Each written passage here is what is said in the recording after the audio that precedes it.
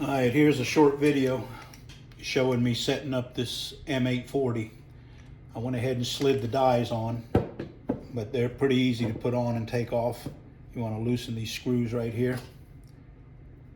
You loosen these screws, which in your case, you'll back the screws off and slide the slot down over the screws.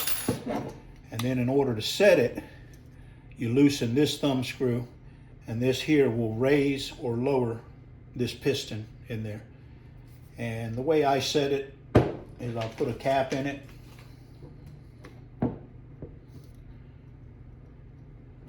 I'll go ahead and put a cap in it, and then I'll press it down and I'll look at the roll and I'll see how much room I've got when that socket's on there. So I already preset this one. So at this point, I like to put my cap in first, then I put my socket in next.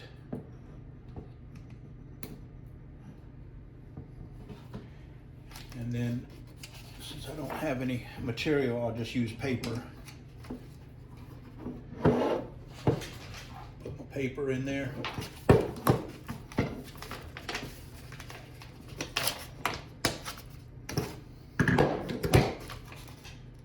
And you can see. And then if you want it to turn or not turn, you don't want it to turn, so you want to feel that. Make sure it doesn't turn. It just depends on the application, how thick your material is. But as you can see, it made the attachment there. And let me get a piece of material, a little bit better on material.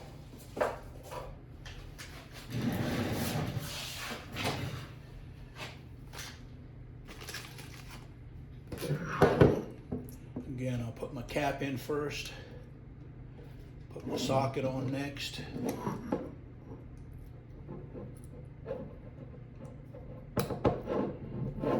Then I'll put my material in.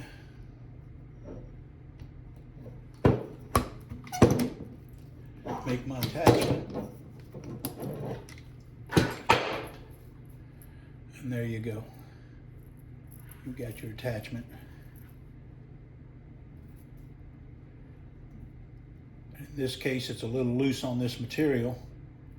So if I wanted to tighten it up, I would loosen this thumb screw and just give this a little quarter turn to make it go tighter.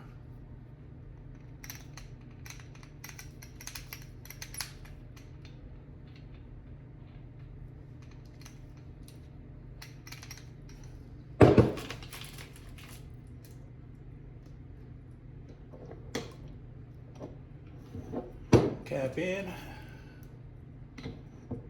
Not the easiest thing in the world, but once you do it a few times, you'll get used to it. Personally, I prefer the bench press, but I know a lot of times application out in the field, you've got to do it with a hand press.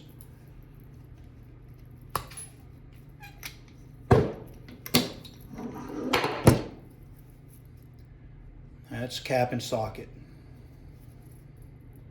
Now that's tight. So I want to switch over to the stud and post. I'll loosen these screws.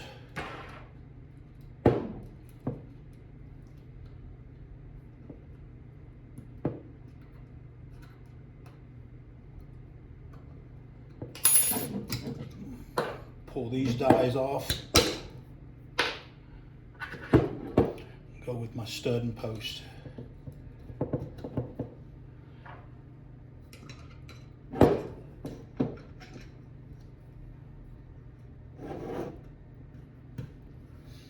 And it should be pretty close to where you don't have to change anything once you set it up for the cap and socket, or vice versa.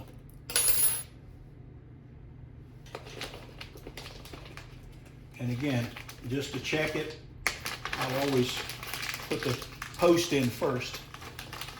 And I probably didn't mention it in the video, but with the cap and socket, you want the cap die on the lower, socket die on the upper. With the stud and post, you want the post die on the lower and the stud on the upper. but it should work backwards as well, because this has got rubber that holds it in place. Like I said, it's awkward doing this.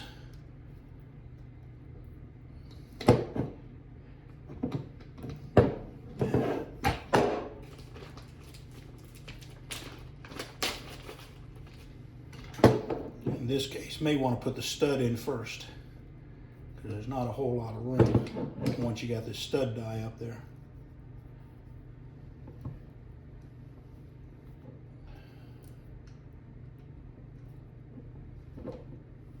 All right, there's a stud and post.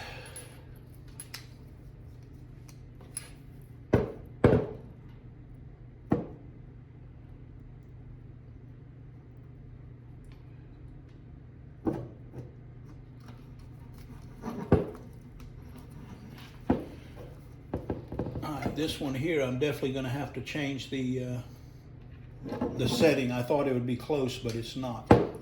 So I need to back off on this a little bit.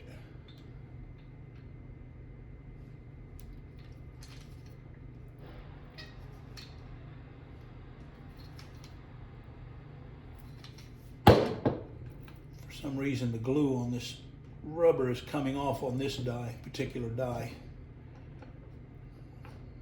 Very good, in my opinion.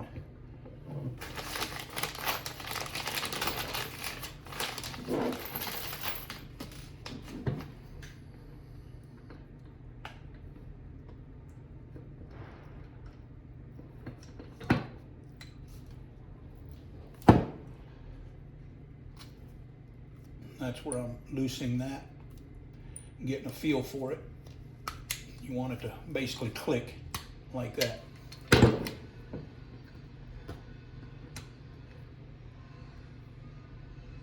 That's set pretty good right there.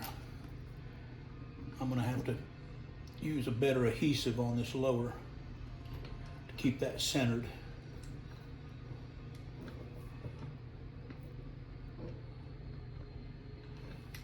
All right, now at this point, I'll go ahead and put my stud in first. Then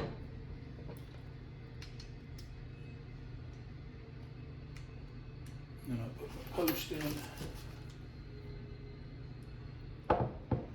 I am not a fan of this glue.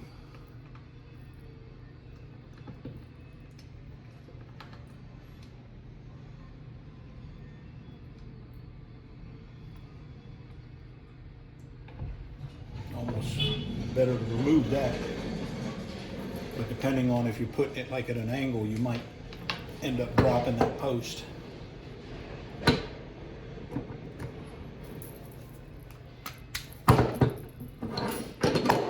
As you can see, there's the stud and post, and it's tight on there.